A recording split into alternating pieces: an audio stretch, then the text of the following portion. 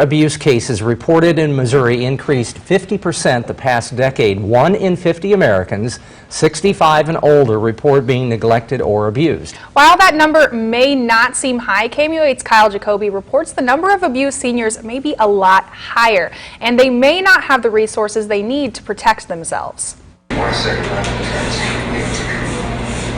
Taking care of the elderly can be a strenuous job.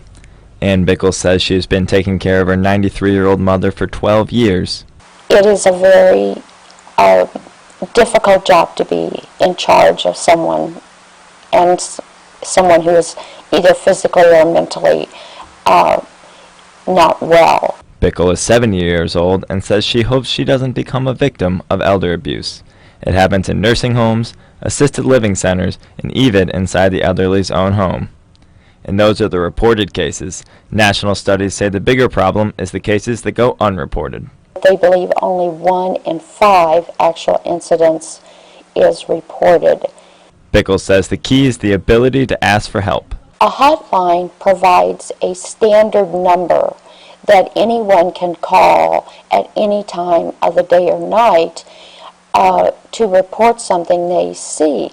However, due to budget cuts, the Missouri State Hotline is no longer staffed 24/7. When you call the Missouri Adult Abuse and Neglect Hotline between the hours of midnight and 7 a.m., a person will not pick up.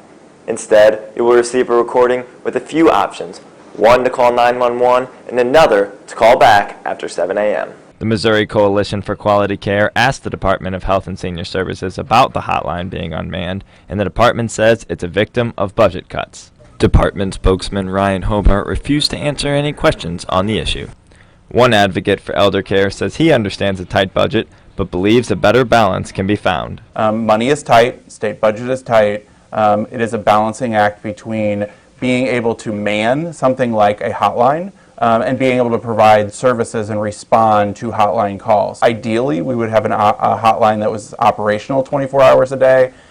Mcqc says money shouldn't be cut from people who can't help themselves. Elderly are some of our most vulnerable because many times they are either mentally or physically unable to protect themselves. Mcqc says with the baby boomer population approaching retirement, resources will have to increase to prevent the number of abused from rising even higher. Kyle Jacoby, KOMU-8 News, Jefferson City. If you want details on how to report elder abuse in Missouri, go to KOMU8.com.